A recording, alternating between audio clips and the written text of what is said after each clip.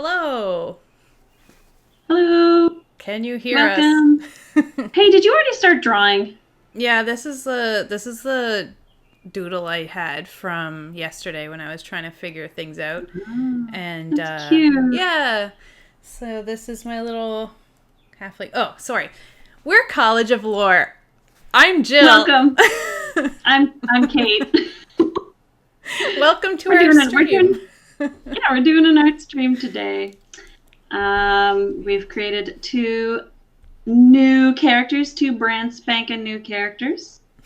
And we're going to talk about them today. And Jill is going to draw them. And she's already started drawing a super cute little lady over there. I love her. Yeah.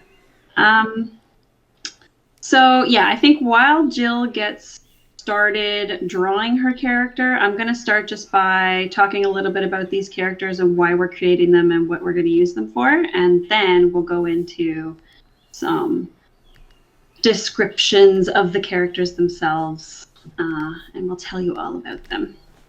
So basically what we're planning is we are planning to play through a solo adventure that Jill purchased. This is a D&D thing, obviously, right? Or else we wouldn't be creating D&D characters. But it's meant to be an adventure that you run yourself through. So it's kind of like a choose your own adventure style thing. And it does say that you can play with two players, right? Like there's Yeah. It's in instructions for that.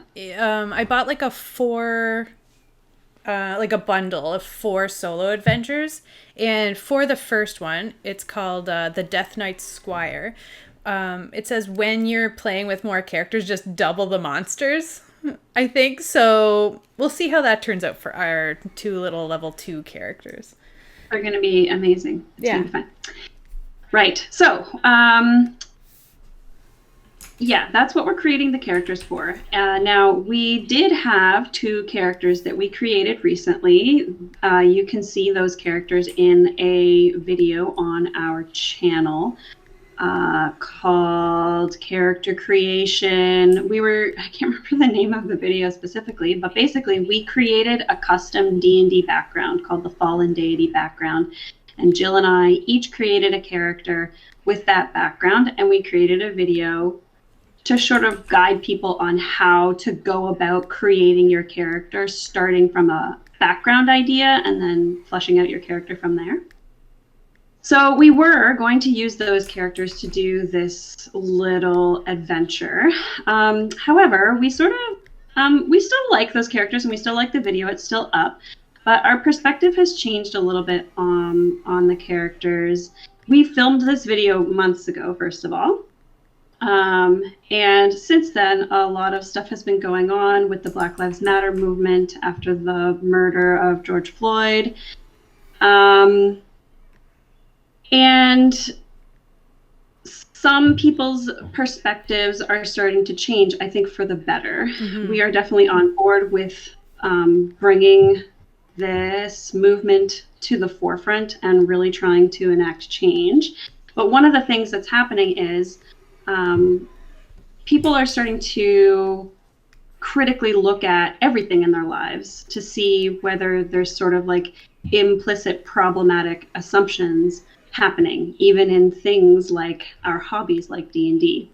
So Wizards of the Coast posted an article about like problematic sort of racist depictions of certain races. For example, like the drow, who are always evil, like half-orcs as well, sometimes even tieflings. There's just sort of these vast stereotypes that are applied to the entire race, and it's just assumed that if you're drow, you're going to be evil and that kind of thing. And so Wizards is trying, I think, according to them, to sort of rectify those representations in their game that they feel are problematic. And we also watched a really great panel of Black content creators that was streamed on the Wizards of the Coast like D&D Twitch channel, right, Jill? That's what it originally was, I believe. Yeah. During Red Nose Day. Yeah. Yeah, we linked that in the comments and in the description of our character creation video. So if you want to go watch that video, you can watch that. And it sort of is the thing that educated us about these stereotypes that exist in the game and like when they might be problematic, and just a discussion about that topic. And so after considering all of those things, we're just a little bit uncomfortable with the idea of playing through a session with these two characters that we originally created because of two things in particular. The first thing is the character that I created was a drow warlock, and she is evil. And so if you watch that panel, you'll see there's not necessarily anything wrong with creating an evil drow character. It's just that it could be considered problematic if the reason that you are drow is because you want your character to be evil. So you're playing into that stereotype that all drow are evil. Like, of course, there's going to be reasons for any character to be evil. But because I specifically chose that race because of the evil alignment that I wanted, I was like personally uncomfortable with that decision in retrospect. So that's one main thing. And the other is that, and this is just sort of happenstance because we created our characters completely separately, but there ended up being this pretty strong dichotomy between our two characters. They were very much opposite, which we thought would make them fun to play together in the end. However, the specific dichotomy that came up was this dark evil versus light good dichotomy. And so like my character was literally black and Jill's character was literally very white and pale. And so for that reason, we thought, these are great characters.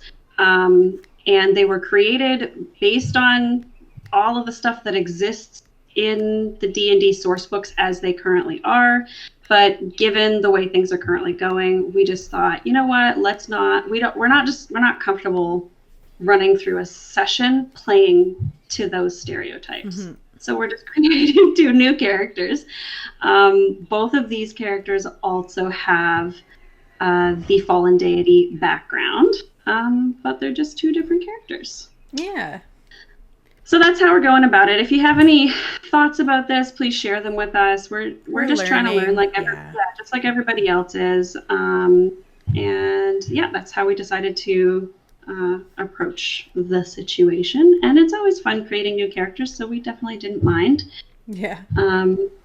Getting the chance to create some new characters. And Jill also likes drawing, so she didn't seem too bothered by drawing some new characters. I'm loving how this little sketch is coming out. She's so dainty and sweet. Yeah, I wanted to have this kind of adorable, cute little halfling girl, but she's also a barbarian, which I thought is kind of cute because you always see barbarians as being like super muscly. But I wanted to go more dainty with. Okay.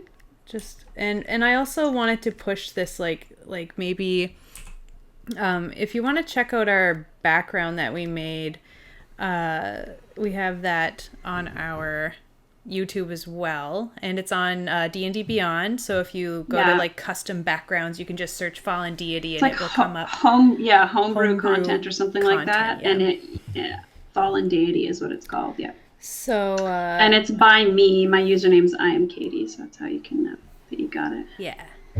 And I don't remember where I was going with that. So Fallen Deity. Oh, I wanted her to be like a fallen nature deity of some kind, and I thought like it would be cute if she was very into flowers and just everything natural, and I'm trying to figure out how the rage factors into everything, Rage is natural. Yeah, especially when nature gets treated poorly. It's threatened. Yeah.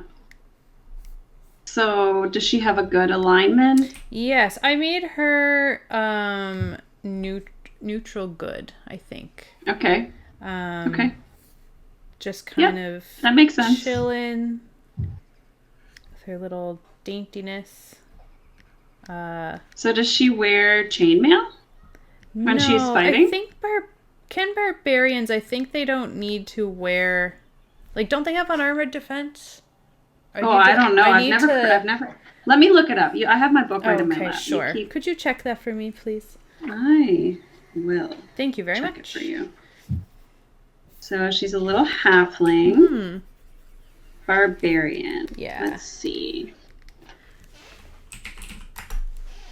So you're proficient in light and medium armor.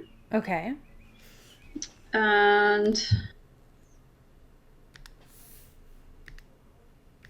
yes, you don't start unarmored defense. While you are not wearing any armor, your armor class equals 10 plus your dex modifier plus your constitution modifier. Perfect. Oh my god. So is she fighting in this little dress? Yes. Like there's literally nothing else that she's wearing. Yes, I wanted her to be like just adorable the whole time, and like yeah, she comes in and then she'll like rage and This is gonna be funny because my character. Uh-oh, some little spoilers here. But you're gonna be melee, right? Melee fighter? yes. Okay, so you're gonna be in melee wearing literally no armor. Yeah. My fighter is an archery fighter, Oh, cool. so he is gonna be doing like crossbow stuff. Yet he's still definitely wearing scale mail armor. So he's gonna be like way back there. He's gonna be like, "You go, girl! Get him! Get him! Get him!" Oh my god. Cool. Okay. So, I'll get into colors after, but I figure maybe we can start sketching your character. Okay. So we know So mine do you want is me- more like frilly and flowery Yeah. and tiny. Oh, and her name is Quoken Littlefoot.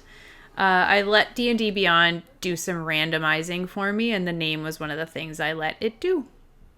It's cute. Yeah. All right. So my character is a rock gnome fighter. Perfect. I didn't pick a last name for him, but his sort of first name is Kimball, and his nickname is Stinger. Cute. And that's because the stinger is supposed to be like sting like a bee, like an arrow type of thing, because he's got 2 crossbows, a light and a heavy crossbow. He does have a battle axe as well, but he is not very strong. His dex is his highest score, so he's meant to be like a ranged fighter. Okay. And Hello, Kiwi. Yes. Oh, hi! Cute name. Quoken Littlefoot. Yes.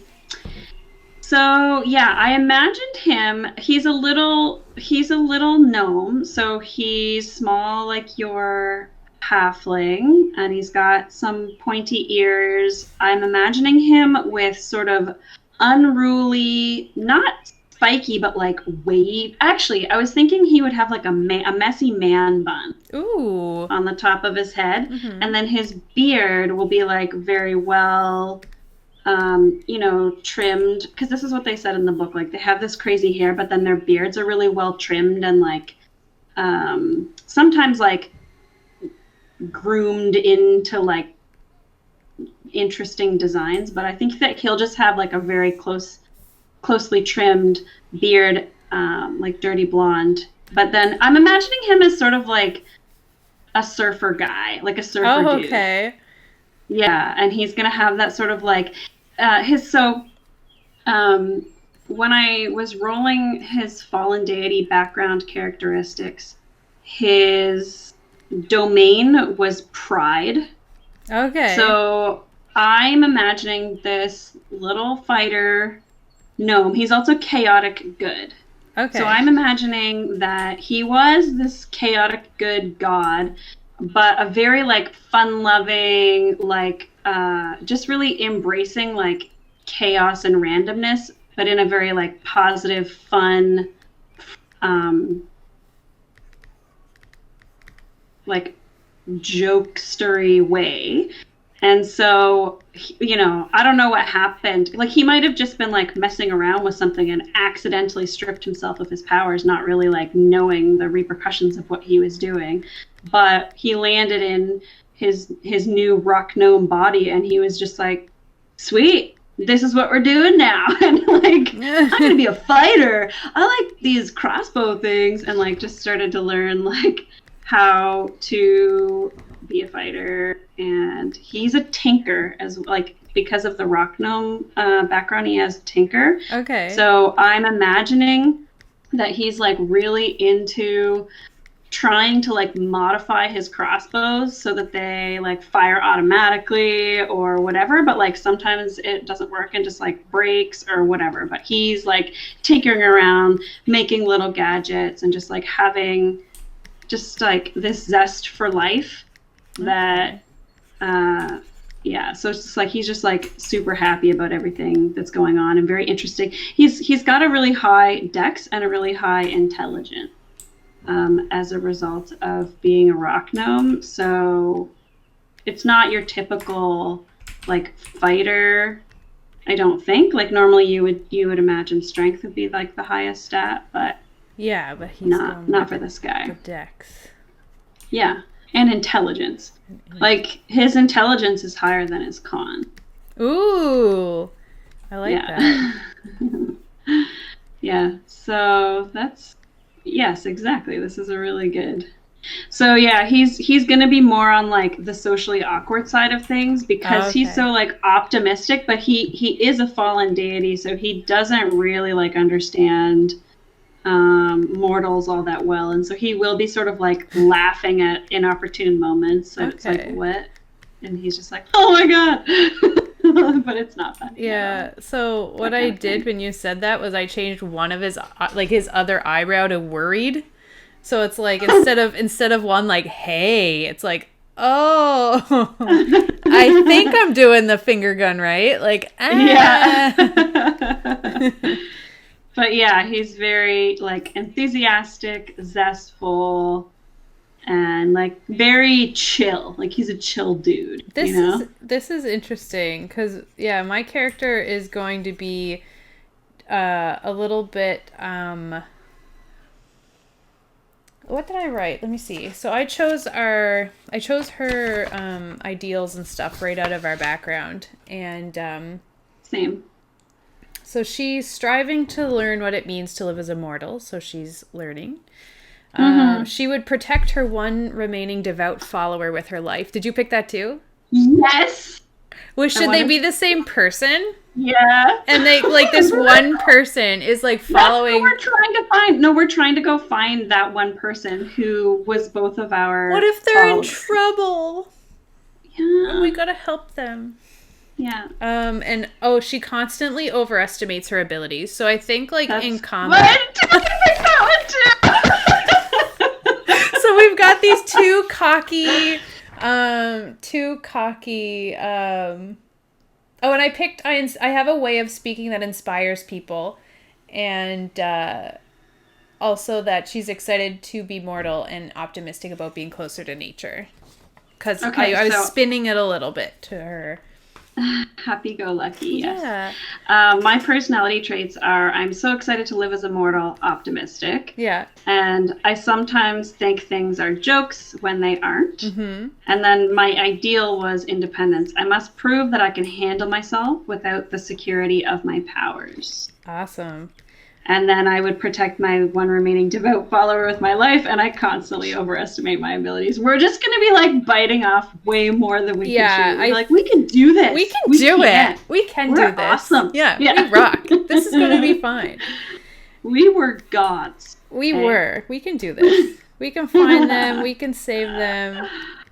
And they just like kind of don't really know what it means to be mortal yet, so it's like that fear is not there. Yeah, exactly. Yeah.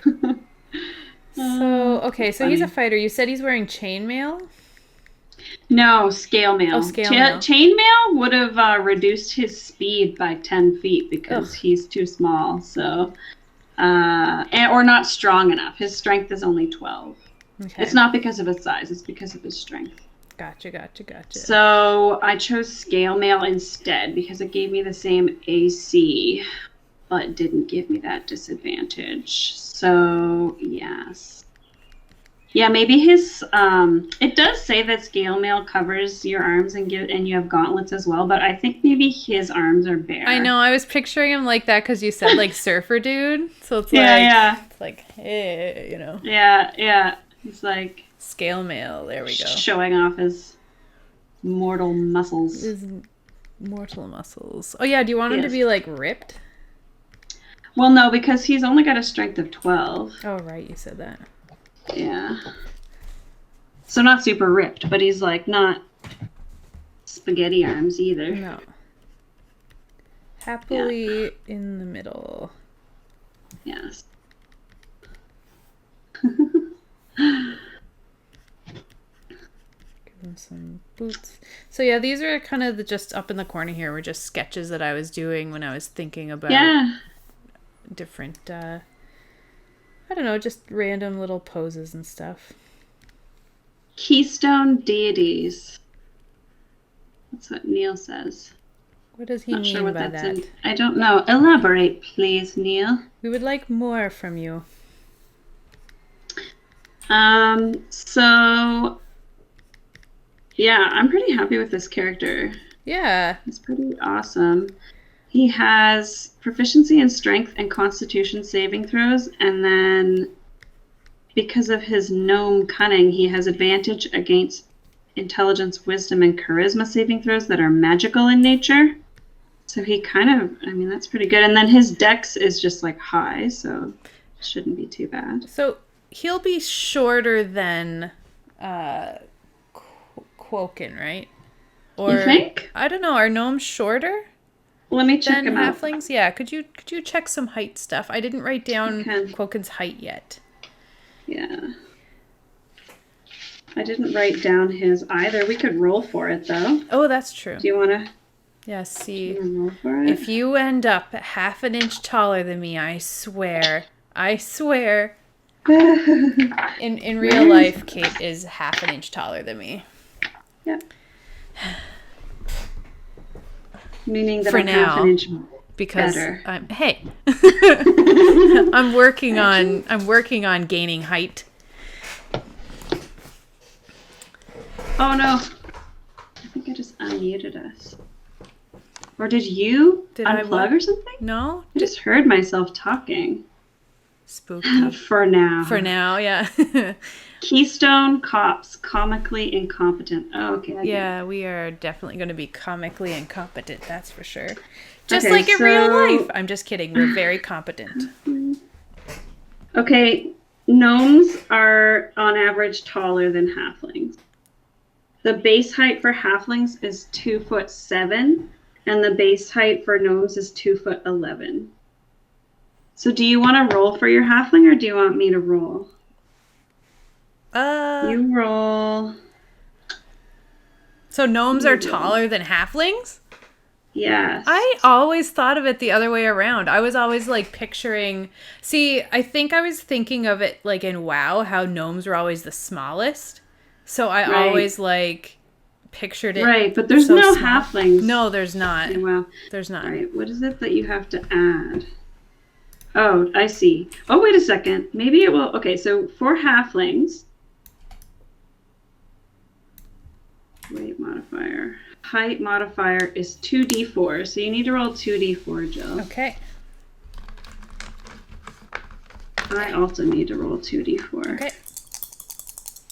I don't have any actual dice here. I'm going to use my app. I rolled 6.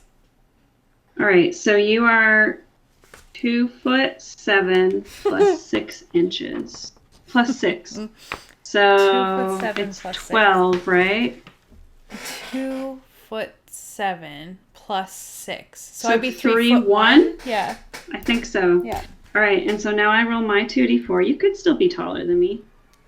Come on, come on. Oh, I got 5.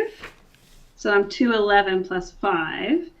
So I'm 3'4". All right. And then your weight would be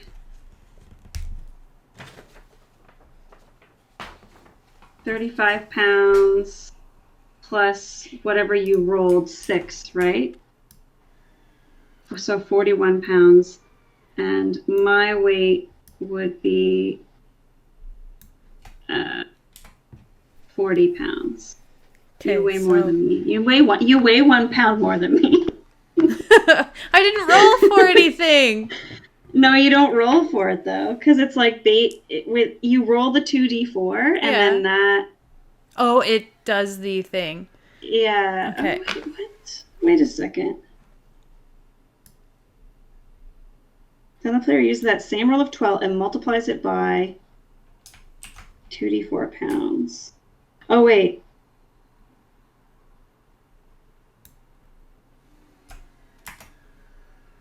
What? This is confusing. I think it's just adding the number. Let's not worry about weight. Irrelevant. Only if we're standing on traps is that relevant. 3'4" and about 40 pounds. Let's say that. Okay. I'll use the approximate symbol, LB. Oh, am I supposed to be about 40 as well? Yeah. Like, the base weight is 35 pounds for both of them. So, like, it sounds to me like halflings are more like stout. I did pick the stout halfling path. Oh, there you go. Yeah. So yeah, they're more stout, whereas gnomes maybe like are a little bit taller, but are more slim. Okay. So I think the way that you've got their physiques is probably good. Yeah, I've been stretching him up a little bit to make him thinner and longer and taller. A little. He's not that much taller than you. He's only 3 inches taller. The bun. He's like 5 inches taller with the bun. So I like the messy man bun idea. It's making me laugh. All right. What else do we need to know? So I've never created a gnome character before, and I've never created a fighter before. So I'm kind of excited. Yeah, I don't think I've ever had a barbarian or a halfling before, which is why I picked them.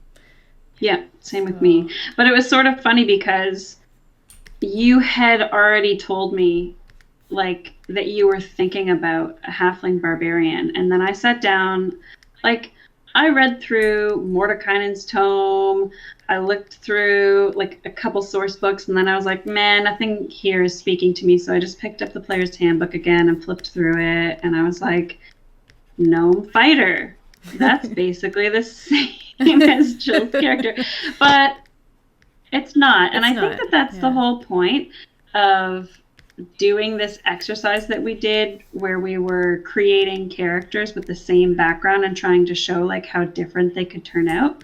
Well, the same thing is true of like small races or like tank classes or whatever, right? Mm-hmm. So these two characters are still very different from one another, and they're going to play very differently too. Yeah. I did not know that about barbarians, that they don't wear armor. Yeah. I like that. I'm excited to. Same with monks. Yeah. I'm excited to play with these characters now. And when are we playing them, Kate? Do you remember? I think it's this Sunday. Yeah, it is. I'm pretty sure. Yeah. So you'll be able to see these characters in action this Sunday. That's right. We haven't decided what time yet. Yeah, we haven't picked our time. What time would you like? Daytime. Daytime. What time would you like to play on Sunday? How long do you think it'll take? As long as we want. I think that the adventure is going to be too long for one session. Oh, really? I think so. Yeah, but we're awesome. You're right. Let's overestimate, and we'll say it'll take us 2 hours or 3 hours max, and then. So, if we want, okay. So are we just automatically going to do it in 2 sessions, or do you want to try and fit it all in on Sunday? Because we can take a little break in the middle of the stream. That's true.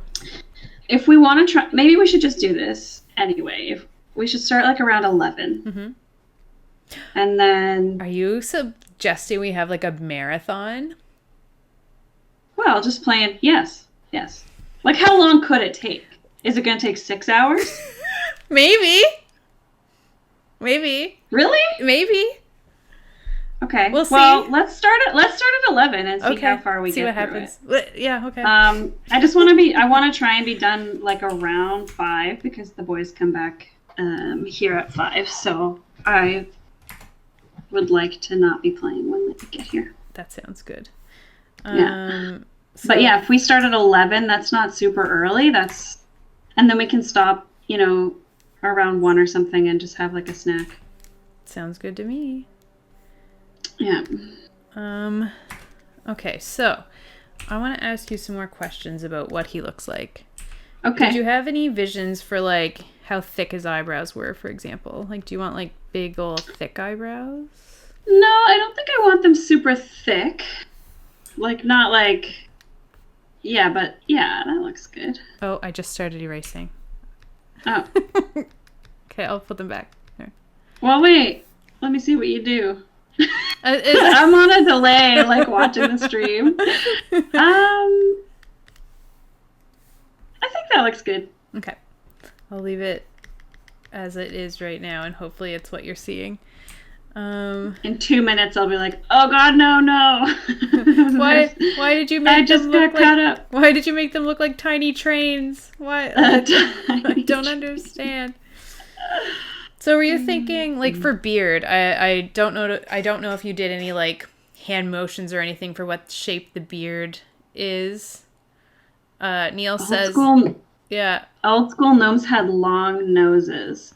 like noses like this. I like his current nose, but let me see what you do. I can't do it like that because it's not. It's Oh. What do we think of that, guys? I like it. I like it. Neil thinks it's cool. Awesome. I like his ears. For his beard, I did do hand motions, but they weren't very helpful. They were just like, I was going like this. Cause like this area, yeah, that's where I want the beard. The beard, like, so you don't want it like up here. No, not this time. You this want time, it like down on the face, like not like this part. Okay. You don't like none on the shoulder. Well, area. maybe we could have a shoulder beard too, but definitely beard, one. But for sure on the face. Okay. Yeah. Okay. So yeah, it's supposed to be. So his hair, it's gonna be in that man bun, but I would like for that to be like messy and for there to be like little wispies kind of coming out. But his beard is like well manicured and short. Oh, and short. I was just drawing like. So is it like close shaven to his face? Like it's like almost like a. It's like trimmed. It's Okay. like well trimmed. I'm thinking like Chris Hemsworth. Ooh, I'll look up some reference images. Any excuse to Google Chris Hemsworth. Finally, I thought this excuse would never come Just up. let me click on this bookmark page.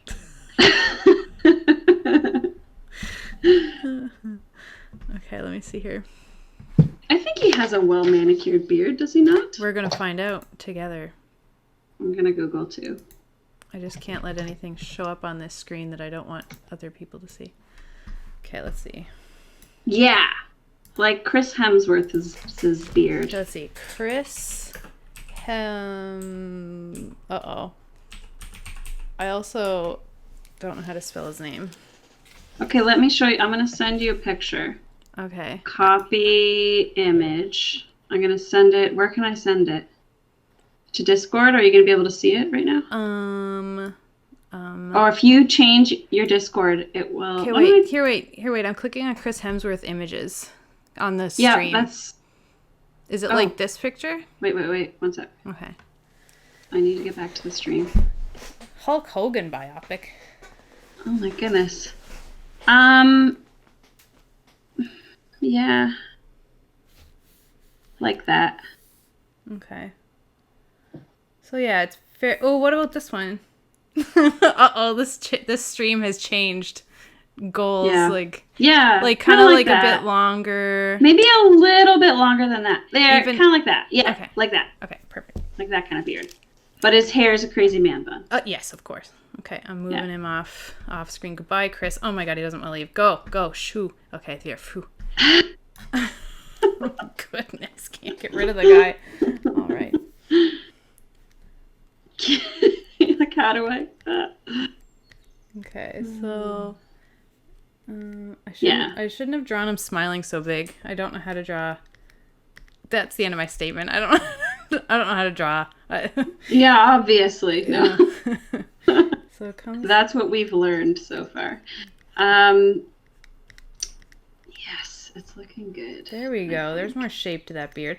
I don't draw beards often, but I guess now that I'm drawing more D&D characters, I'll get more opportunities to draw beards.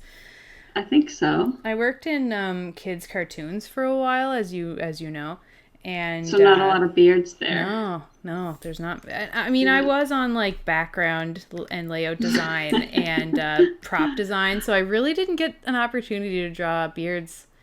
Oh, Kiwi says, I don't know how to draw. Relatable. Relatable. Yeah. Kiwi's also an excellent artist. I'll have everyone know. Like, wow, beautiful artwork. So what about some more straggly hairs? She says, thank you, friend. Oh, yeah, anytime. Anytime I get to pump up my friend's artwork, I will take that opportunity, especially when their art is excellent.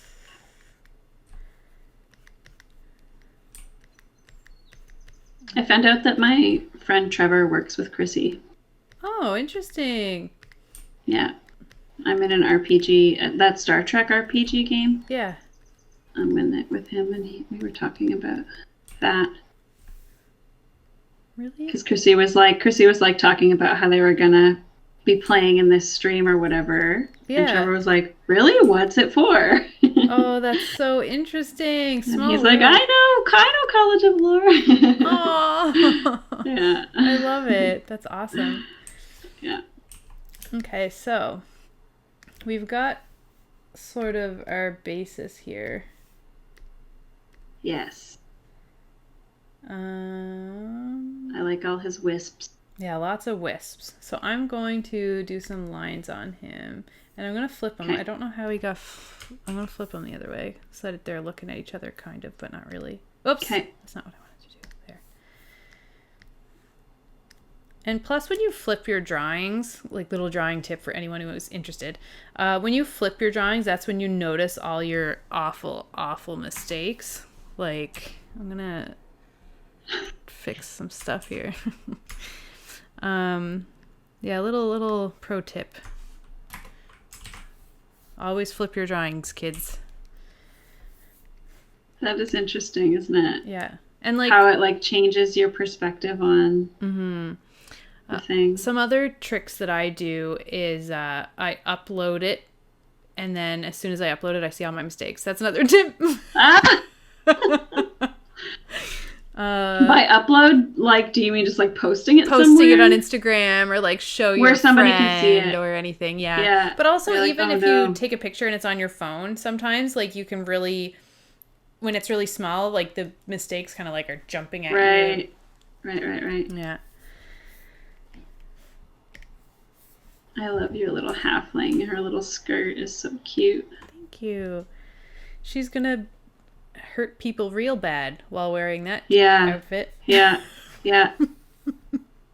I also gave her, I gave her a great axe because I thought it would be really cute because she's so wee. Oh, really? Yeah, so Isn't there, like, going to be a disadvantage to her wielding that? Well, she's strong enough. I keep messing that up. It's not because my guy's small No. that he can't do these things. It's because he's so weak. Yeah. Yeah, he only has a 12 strength, so it's only a +1. Yeah, she's got 16. Neil says it is a size thing, but that's his own opinion about how the game should work. It's not part of the mechanics of the game. Yeah. Is it? I don't know. Or wait, maybe it is. Okay, Because you heavy you weapons. look it up. You look it up for Look it me. up. Get my book. Because since we are DMing our own game, we can change the rules however we want. And No, I want that's when I my thought it would tiny be okay. character to have a big That's why old great axe. I thought it would be okay for my guy to have tinkered his crossbows so that you don't have to load them, um, with like a chance that it like malfunctions Okay. when he uses it. So I think one of his crossbows will be tinkered. Okay, what are we looking at? If What's your a weapon? halfling can use a What's your great axe, it's a great axe.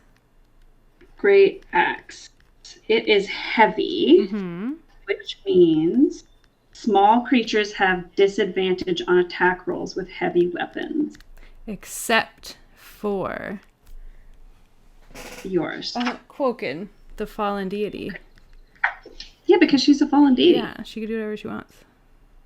Suck it, playbook. Yep. We're changing it. Yeah, did it right now.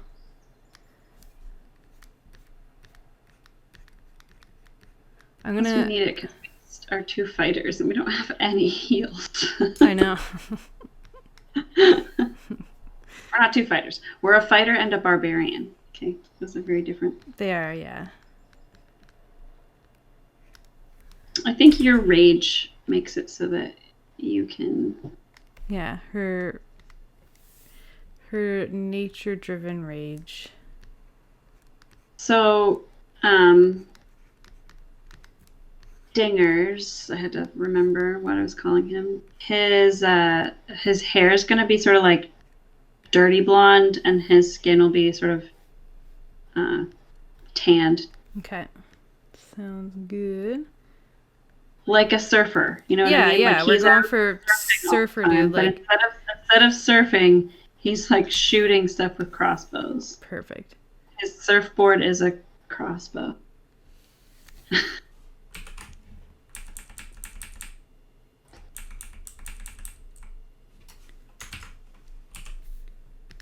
Cutting his head. Yeah, I wanted to move it more to the side. What was that? There's some interesting little tricks that I never really considered with digital art. Yeah, it once you know the program, it is a lot, in my opinion, it is a lot easier to work with than traditional because you can just fix all your mistakes right there instead of taking the time to Instead of erase. having to like redo, yeah. And you can Interesting. a big mistake I make in art is my sizing. Like there's a lot of Right. people who can like see things in their mind really clearly and then take that information and translate it into a drawing, but I don't have that very much. Okay. I'm very low on this imaginary scale of how well you can take information out of your brain, which sucks now that I know other people have it real good. But so I have a lot of trial and error in my art, so digital's a lot easier. Like I can't picture it unless I'm looking at it, kind of thing, and then I Right. see that it's wrong once it's on the page. So you might see Right. me making a lot of marks and then it's like, oh, that's hideous, but it's because I didn't know it was hideous till I put it down. Right. Yeah. That's interesting. Yeah.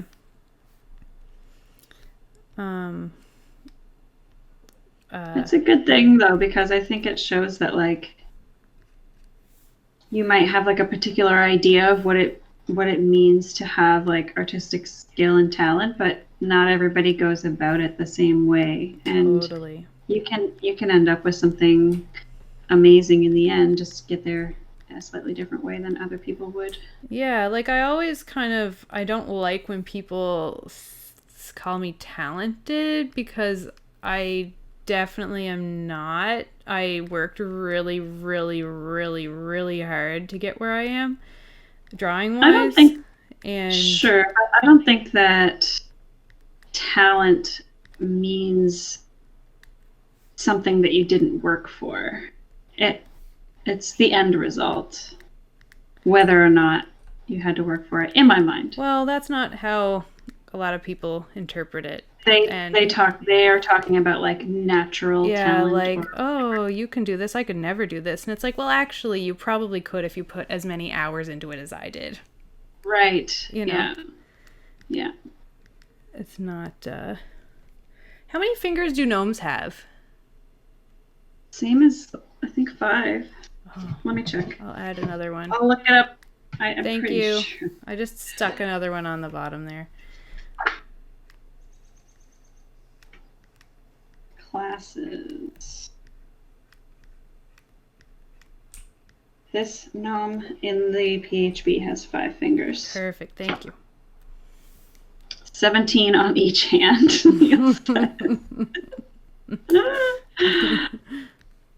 That would be so busy. He'd be a really good tinkerer, though. Do you have like fingerless gloves on, or are they? Yeah, I just stuck fingerless gloves on. I don't know why. I was just like, these are cool. I feel like a surfer might have something like that. But yeah, if you have anything that you want me to change, feel free to just chime in. I'm just, going for it. Yeah. I gave him like heavy-ish boots. I like them. I felt like it was a kind of a good contrast to her little bare feet. Yeah. Oh, the other reason I wanted my halfling to have a great axe is because in WoW, because I'm thinking a lot about WoW lately. They in WoW, when you give a gnome the big weapon, it's like dragging through the ground and stuff, and I love that. I think it's so funny. Just like this big trough behind you. Yeah, exactly. It's like, little does she know, she's like damaging the very nature swears to protect. Yeah. So do we need to she's just tilling the earth. Yeah. Aw. Yeah. I like that. We should figure out who our NPC is. Like, who is our one devout follower? Oh, yeah. Okay, so you were a nature god. Yeah. That was your domain? Yeah. And I was pride. And I'm chaotic good, you're neutral good. Mm-hmm. So we need to think of a kind of person who would be really devout to a nature god, but also to a god of pride, which I don't even really know. Like, I don't think that pride is one of the domains in 5th edition necessarily. It's just when we were making that the farmer who raised the prize hog at a festival. Yeah, maybe it's somebody like a farmer who is competitive. Yeah. That sounds good to me. I like that.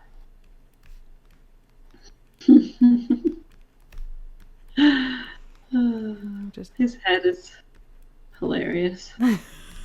His little smirk. And the biggest pumpkin. Yeah, like everything that he grows. He's got like meticulous records. Every year he measures like all of his eggplants, and whichever one's the biggest, it's like he checks his book to see if that's like bigger than the one from last year or not. Yeah. Every he's like even in competition with himself. Yeah, how many peas are in one pod, Yeah. He has all the ribbons and the best dog. Yeah, exactly.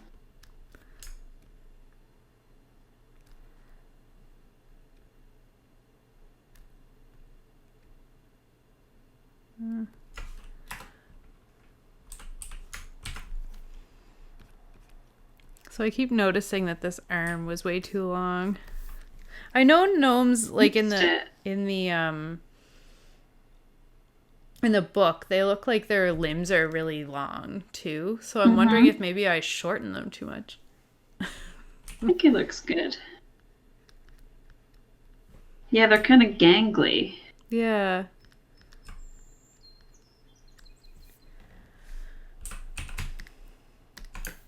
What's this farmer's name? Henrietta. Okay.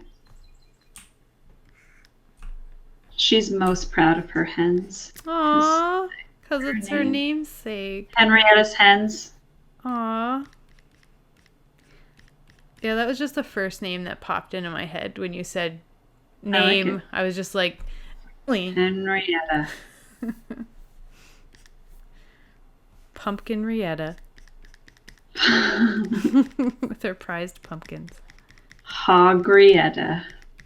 Aww.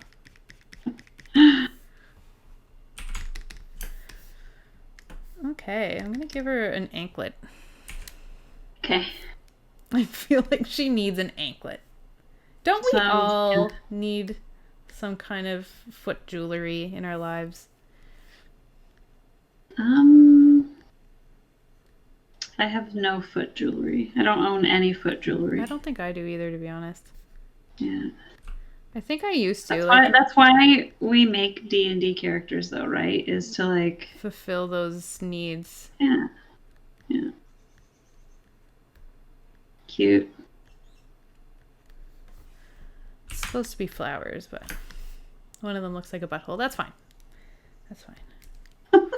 Okay, so let's do some colors. Yay! Nobody look at me not naming my layer. Oh, you can't see. Good. I'm naming the layer right now. I'm doing the right thing. Are you? Yeah, I named it. That one layer? This one layer has a name. It's called color. Okay, good. Okay, so you wanted kind of beach blonde, or what is it? What is that term? Yeah, like dirty blonde hair. But like the ends of it that have been there for longer would be lighter and like sun bleached. Okay. Let's see. Scalp is like. I'm also going to make my background a bit of a gray. Okay. So that way light colors can be lighter, and like if I want to put white, it'll actually show up. So yeah. Love it. Oop, whoops. Did I do something? Oh, that's what I did. I didn't have my color properly switched. So should we put like a little hint of red in his beard compared to this color? Like, yeah, sure. That makes sense. I don't know the science behind it, but I find often people with light color hair will have a bit of a like red tint to their beard. Is that a thing? Yeah, I think so. I mean, I've definitely seen it. It looks good, so I'll do it a little bit. Okay. Just kind of like you kind of tell where the beard starts. We should like kind of change his eyebrows as well so they're not so black, but yeah.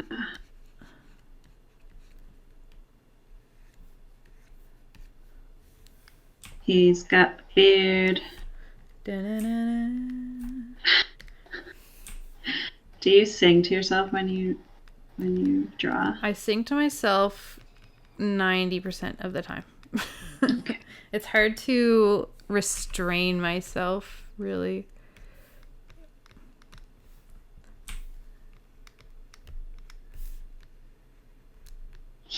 I'm trying to like be kind of quick with it so that way we can get the most done as we possibly can. So then the tips are kind of going to like a lighter at the end there.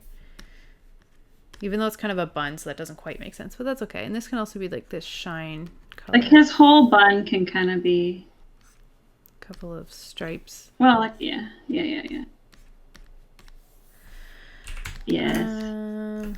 Okay, so you wanted a tan. And tans are kind of reddish too, I think. I mean, sure. I don't tan, I just burn, but so that's why you think that they're a bit reddish. No, I think it depends on the person's undertone, right? Yeah, like it could be olive undertone, and then in that case it wouldn't be red. Yeah. But let's maybe make him more of an I don't know. Can you do that? An olive, like a more of an olive undertone rather than pinky. Let's try this. Yeah.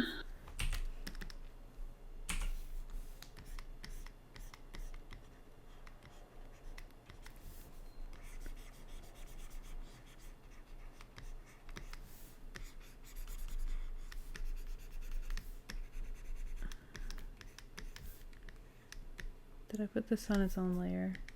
Okay. So what I'm Are you doing, trying to? yeah, I'm gonna block it out. So we can try a couple different. Yeah, we can Cool. try some different colors. So this is something that we would do in layout design or background painting. When you're trying to pick colors for something, you could make everything one color. It could be lime green, it doesn't matter at all, but all of one thing would be on one layer, and then you could Just change the color. yeah, you can kind of just layer. change them to try different things and try different combinations and stuff like that. Yeah. What do you people watching think of this shade right now? I think it's okay, but I don't know for sure. His fingerless gloves make me laugh. I can get rid of them if you want. I think they're funny. I like them. Okay. So what I'm going to do now is add a hue saturation layer. Okay. And what this does is, I'm going to drag that menu over onto the screen. I've hooked it to just that layer, and we can like play with like how saturated it is. So this adds more like saturation to it. The saturation is like how bright the color is, basically. Not like brightness or darkness, but just how, like if I go this way, it'll go to gray, and then if I go this way, it'll go more to vibrancy. Right.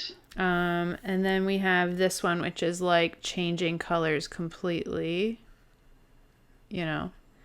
I don't remember where that was. So like if we go a bit more this way, he gets a bit more greenish, I guess, and this way is a bit more to the red. So we have and then like this one's obviously how dark or light that shade is.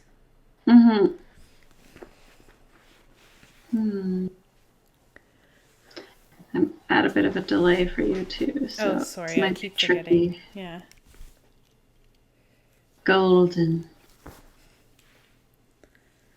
So what we can do is leave that. I'll actually. Yeah, what you've settled on there, I think looks good to me. Yeah, I think that's a nice color. So we can work on his scale mail. So when we're talking scale mail. Yeah. Or I'll look that up. There was a good description of scale mail in the book. Okay, because we could think of some colors that you want his clothes to be and stuff like that, like. Right. So, leather covered with overlapping pieces of metal, much like the scales of a fish. The suit includes gauntlets. But fingerless gauntlets. Yeah. And no sleeves. No sleeves. So it's metal, but like you could paint it, right? If you wanted. And I feel like he might. Yeah, or like, could you dye the metal? I was just gonna say tie-dye. Oh, like just different colored scales? Oh, that's cute. I don't know. Yeah, I don't know either. Let's try it. Tie-dye.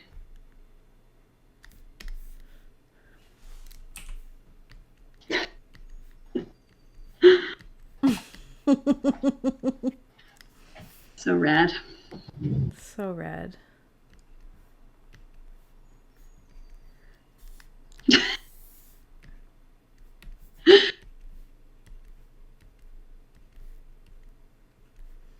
We won't be able to sneak up on anybody. It's okay. Who needs sneaking when you got a barbarian and a fighter rearing and ready to go that no bounds? Exactly.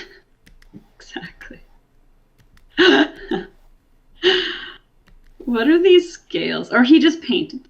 That's what we're saying.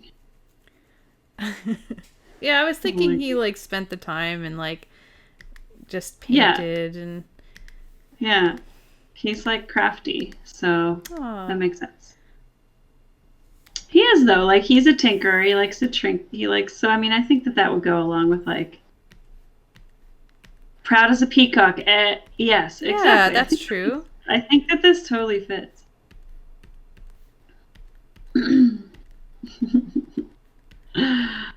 love it.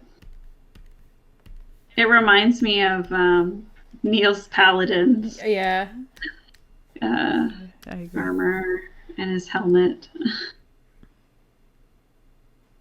Perfect.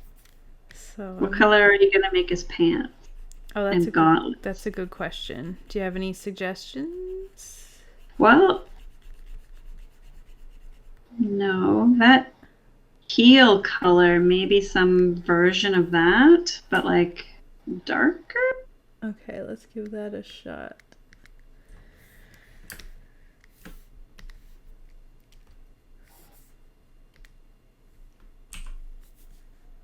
Like if he can make his scale mail that color, he can make his pants whatever color he wants Oh, to, heck right? yeah. Yeah. And my character does have the cantrip Druid Craft from our background. So she could just kind of bloom whatever flowers he needed for dyes. Oh, perfect. Yeah. Oh yeah, my cantrip that I chose was just guidance because I find that that's a good cantrip, and it's sort of like it feels sort of religious to me. So I Yeah, don't it's know. It very seems to fit. useful. Seems to fit. Yeah, so we'll say that this is like some colored leather, some dyed leather that he's got. Yeah.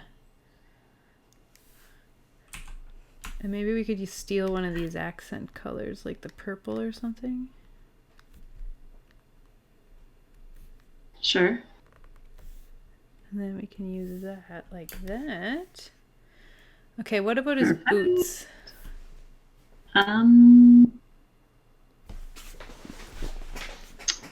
I feel like the boots should be more normal. Like I feel like Okay. What if I don't know. What do you think? Do you have a different idea for the boots? No, I had no idea for the boots. What if we do just a brown? Like a deep, yeah, like a deep chocolatey. Oh, chocolatey? Something. Okay. Or whatever. Yeah. I like chocolate. Boy, I sure wish I had labeled all my layers. Do you? Yeah. Like when you're doing art digitally, you really truly should be labeling your layers because it makes it so much easier when I mean, future I've heard you say it before. So Yeah, because it's just like how many times before today have you learned this same lesson? at work, I was very diligent with labeling my layers. Right. Yeah. Now that this is not for work, it's kind of like when you learn something and you do it correctly for your job, but Yes. then When you're doing it just for yourself, you it doesn't need neglect. to be. Yeah. Yeah.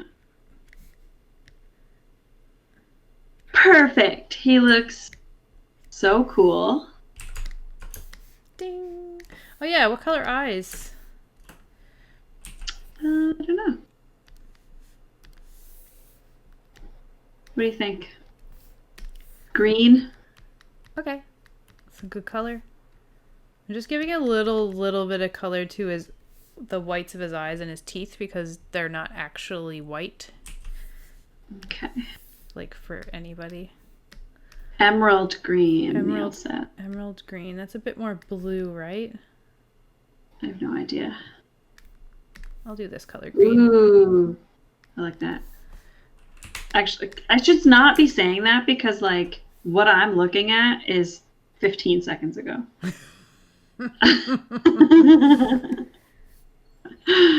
Okay, there's our quick slap together little friendo. And now He looks great. What I'm going to do is create a copy of all of that, paste it over top, compress it into one thing, turn it into a multiply layer, and then I'm going to create shadows by erasing out the light.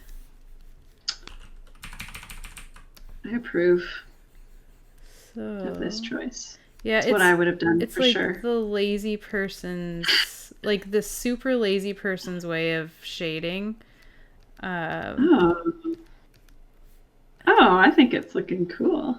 yeah, it works really well. Like it's just super fast way to get some shading on your stuff. Yeah. Whoops.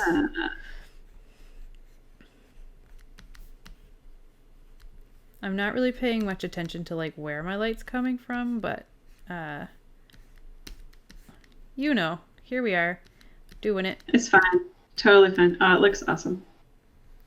Yeah, it just adds like a punch, you know what I mean? Yes. He looks like glossy now, Yes, if that glossy, makes any sense. glossy gentleman. How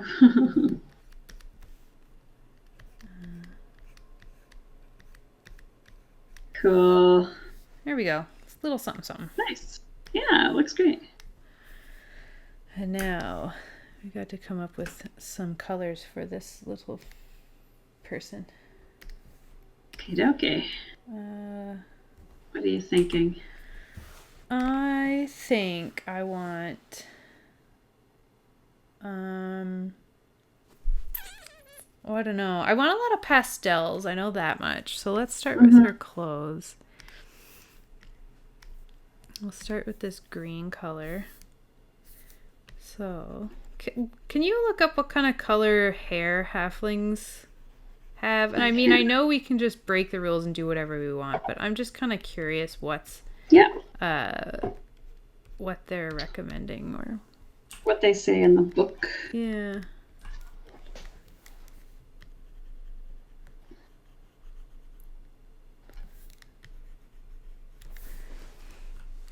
Where's the thing? I think you're here. So, halflings' skin ranges from tan to pale with a ruddy cast. Their hair is usually brown or sandy brown and wavy. Okay. They have brown or hazel eyes. And they like to wear simple, comfortable, and practical clothes, favoring bright colors. Perfect. Yep. So I'll just give her brown hair. Like the trunk of a tree. The trunk of a tree. So, another art tip. When you're drawing in real life or in the digital realm, it's good to just have the biggest brush you can for the job because it's like so ridiculous to just be like trying to fill in a big tiny little strokes. Yeah. And like I watch a lot of YouTubers painting and stuff, and sometimes some of them will just have these tiny little brushes and they're like, I'll come back to you after I fill in this gigantic area with my tiny brush. And I'm like, no. Just get a bigger brush. It could be so much easier. So much easier on you.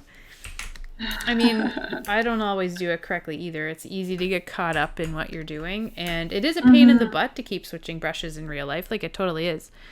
Oh, yeah. So maybe the ruddy means red. So maybe I'll do like a reddish color. And then we'll get to fill in the thing. Oh, I wonder, there's another thing that I want to try. So I guess if you fill in the area, and you can be really messy with it.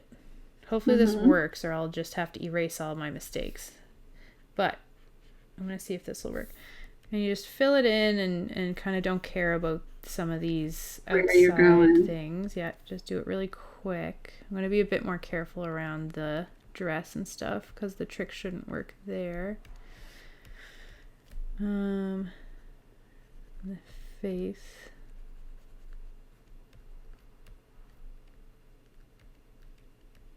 Okay, so then I'm going to take my wand. I'm going to go to the ink layer. I'm going to click that. Then I'm going to hit delete. Oops, not on that layer. Undo, undo. And I'm going to go back to the skin color layer, and I'm going to hit delete, and it just gets rid of all those mistakes. The extras? Yeah. Wow. Yeah, it's just a little shortcut. When you zoom in really close, though, you can see that, like, oh no, it did pretty good, but you can kind of see like a little bit of a color overlap, and that might bite me in the butt later. I don't know if you can tell it on the stream, but it's just like the smallest thing. Right. And to deal with that, what I'm going to do is use my wand again. And I'm going to expand my selection by a little tiny bit, if I can find where that is. I'm going to modify and expand, and I'm going to expand it by 1 pixel. Then I'm going to go back to the skin layer and delete. And that should get rid of any any color that bled over the line art. Hopefully. I'll find out when I'm trying to export PNGs of these. And you're like, why did I do it like that? Yeah. So yeah. Now I'm going to get some more. Oh my God. I'm trying to zoom, but I keep just using the wand. And here's where labeling my layers would have been really useful. But here we are. Okay, so this will be flowers. So let's do like a lilac-y color. Yeah. Or these like lupin-y. I guess it could be lilacs. Let's do a lilac color for these lupins. Well, some lupins are sort of lilac colored. Yeah, that's true. Maybe some yellow. We got some lupin seeds from a friend. Oh, yeah? We haven't planted them yet because I want to figure out where and when I should plant them, but yeah, they're pretty. All I know is that they grow really well in the ditches on the side of the road. Yeah. That's where I see them most of the time, too. Yeah. They always look so delightful.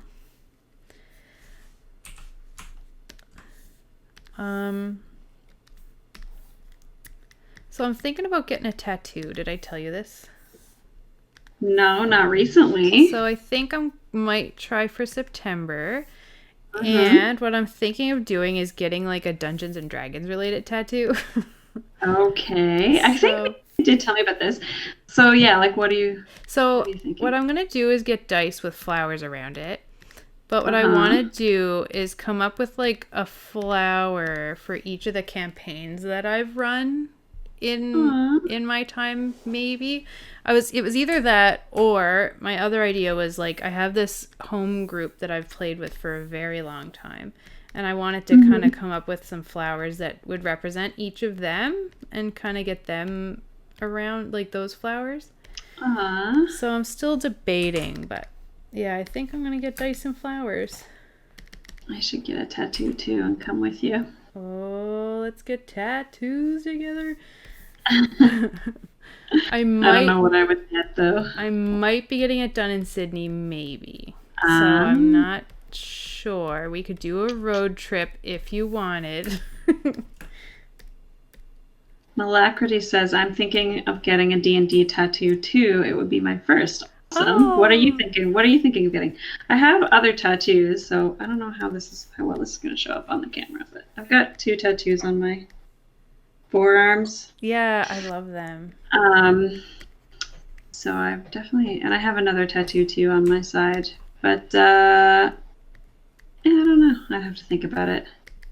I like to think for a long time about a tattoo before I get it. Like these ones on my arm, I was thinking about getting them for I'd say a few years. Yes. Before I forgot them. I'm thinking of a forearm dice sword. Interesting. Ooh. So, is that where it's like the hilt of the sword, and then the blade is all the different is made up of dice? Cool. Like D4 at the end or something? Is that? I love that. That's so cool. I like that. Nice. Cool. Cool. But yeah, I don't know. I think I could probably think of another thing I would like to get a tattoo of. Actually, I've always wanted to get My a dragon. face. Oh. Oh, I was close. I've always wanted to get a dragon, and I went to Hawaii one time with my family, and we went and like looked at tattoo places because I wanted to get a tattoo like a Polynesian style dragon tattoo on my leg, but the tattoos are so expensive that I didn't want like this teeny tiny little dragon. Like I just thought that was kind of dinky looking. Yeah. So like if I got this dragon, it would be like kind of my whole thigh. You know what I mean? Like a big dragon. But that's expensive, right? Yeah. So I don't know. Yeah, I've been thinking about getting a tattoo for like over a decade, and I just never could think of what I could never think of something I wanted enough until now. And D&D, I think it's safe to say that it's been a part of my life for long enough, and I have enough fond memories that, well, not D&D specifically, but like Pathfinder was what I started, and like just role-playing games, and mainly the people, obviously, but also the dice, because let's be real. You've got a thing for dice. I've got a thing. So I think a lot of people do, so I don't feel alone in that. But yeah, so yeah, that's I think I can get that and not regret it later in life. Whoops. Yeah. Yeah, the thing is like, so my tattoo on my side is like a tattoo of Hello Kitty, and I don't think I would get that tattoo again now, right? Like I wouldn't go now and be like, this is what I need to get on my body, but I also still don't regret it because I did really, really love Hello Kitty for a really long time. Yeah. And it's like nostalgic now. So even though I wouldn't make that same choice again, I don't think I still really like the tattoo. But it's also, I was smart enough to not get it in a spot where it would be like Hello Kitty is always visible. You know, it's like on my side. So no, most people never ever see that tattoo. So yeah. We would have to be like at the beach or something. Or at the library. Or no, the gym. That's where that's where I showed it to you. Yeah. I couldn't remember where we were. The library. It's right across from the gym, and I love them both so much. Yeah. Okay, so I went with like gradients. I like it. I'm gonna stick some colors on these little suckers down here. I'll just put pink. Or maybe these can be the same colors that are on your character's outfit. And then it's kind of like friendship flowers or something. Yeah, I like it. There we go. Cute. Now I'm going to give her the same treatment where I... So where are you going to get your tattoo, Jill? Like on your body? I think on my forearm, because a friend of mine has a couple of them and I really like them. Yeah. In that location. Good spot. Yeah. That's a good spot. A friend of mine. Oh, are you talking about me? Yeah. I'm like, all right, cool. I mean, I do too, but whatever. I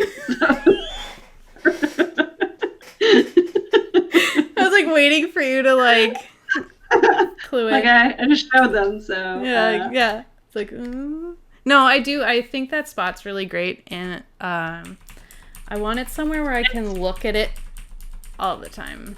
Yeah, and I feel like that's one of the best look at spots.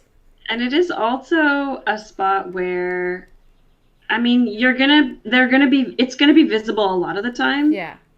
Especially depending on the time of year, but you can hide it too if you feel like you don't want to be showing it. You can just wear long sleeves. Yeah, I do.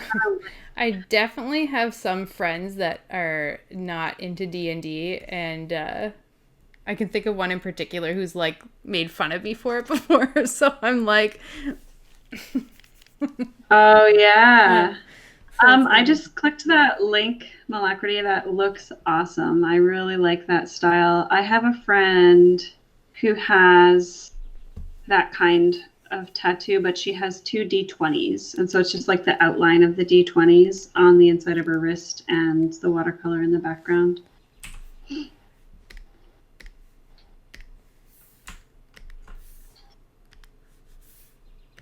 She got those done in Halifax somewhere too, so I don't know where you are, but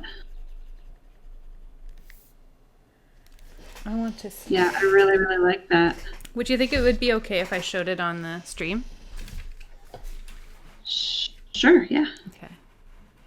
I'm gonna click it. Oops. How long it lasts. Yeah, I feel like maybe even if it... Oh, hi. It's Trevor. Ooh. Actually, now that name is sounding familiar from Discord, maybe. So if it didn't last, I bet you could get it touched up later on if you were interested in like reviving the color. But yeah, that looks so cool. I love it. Okay, well, I think that is They look lovely, Jill. Yeah, I think they're very cute together. Yes, they are. And they're gonna go solve some They're problems. gonna kick some butt and find their one devout follower. Yeah. Well, we'll see what happens in this predefined. We'll make it happen. Choose your own adventure. We can do just anything. Like whatever, like the first person that we find, it's like that's him or her. Yeah, that's them. It's them. There they are. I know that it is. It's got to be them. I feel it in my heart. Gonna be our thing. So the thing is, we could protect our one remaining devout follower with our lives, but we don't know who they are. Every single person that we meet, we just assume that that's them. It's so very perfect. I think that's exactly what's gonna happen. That is so funny. I mean, why would we have run into them otherwise? It's meant to be. It's meant to be. Finally, they're here. Where are you going? We have to protect. Okay. Yeah. Wait. It mustn't have been them. The next person. It's the next one. Yeah, it's gotta definitely be the next person. Oh, I gotta save this. This is the other pro tip I'm gonna tell everyone. As soon as save constantly all the time forever, because the second you don't save, and by the second I mean you'll work on it for 2 hours and you won't save, and then it'll collapse and you'll lose all your work. And it's happened to me before, not to that extent, but I've seen it happen to people where they've lost like 6 hours of work or whatever, and it's just gone. And always save your work. If you're drawing something right now, save it. If it's digital, if it's on paper, then don't spill coffee on it. That's how you... Actually, that reminds me of at HowCon I saw this artist, and I have a piece of their art in my cubicle, Jill, but a lot of they do like art with tea. They make like blotches of tea on paper of different kinds and strengths of tea, and then they do like black line drawing on top of it. Yeah, that's a fun technique. I had a friend of mine who was spending a lot of time making like coffee drawings, so like different strengths of coffee and stuff. Yeah, it was nice. Yeah, I think that would probably look similar, but yeah, very cool, very very cool. Yeah. Okay, guys. Well, good job. Yeah. Oh, thank you. And well, this will be our first time trying to use little drawn icons for our Twitch layout, so we'll try and get that figured out before we solo stream or do our stream for our solo game on Sunday. We should try and figure out the stat thing too if we want to do that. Oh yeah, with the stats. Good thinking. We should try and figure that out. Yeah. Okay. Cool. All right. So yeah, Sunday at 11. I'll make a Facebook thing for that too, maybe. Perfect. Here's another thing that's happening. We're in the middle of a book club right now. We're reading The Monsters Know What They're Doing by Keith Amon. Jill certainly has the book right there. Very conveniently placed. So we are reading through this book. We've read through the first 2 sections. Right now we're reading the NPC section and the monstrosities section, and we're going to discuss those 2 sections on the 21st of this month, which is 2 weeks from today, right, Jill? Yes. Yes. And once we finish talking about those two chapters, because we've already had one book stream, which we'll post to YouTube eventually, I'm sure. Yeah. Because we've already chatted once about the book, we don't feel like there's going to be a whole lot to say about these two chapters specifically, because we've already talked about generally what the book is doing. Mm-hmm. So instead, we're going to talk about whatever we can think about those two sections, and then we're going to fight a Tarask. Yeah, we're going to roll 2 each level 20 characters, and we're going to take them and fight a Tarask in probably, you know, a made-up village or something. Yeah. Because the Tarask is the last monstrosity to be covered in the book, and so on the previous stream we tried to guess what his combat strategies would be for the Tarask, and now we're gonna know, and we're gonna see if we can beat a Tarask, because neither of us have ever fought a Tarask, so we want to. Yeah. Good luck. Thank you. Thank you. Honestly, any outcome is fun. Yeah. I mean, it would be cool if we killed the Tarask, but it would also be pretty funny if we just got slaughtered. Got eaten, chomped. Yeah. Squished. It'll be interesting. And so we're both going to be like making decisions for the Tarask based on what the book said the Tarask should do. So that might make the Tarask twice as strong, because we've got two DMs kind of controlling it. And like based on expert advice. Yeah. It's going to be fun. Yeah. So thanks for watching and hanging out with us, and I hope you enjoyed our chat, and keep being awesome. Feel free to follow, subscribe if you haven't already. Yes. And take care of yourselves.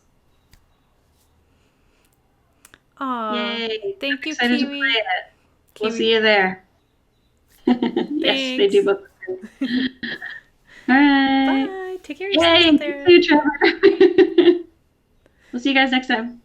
Bye. Bye.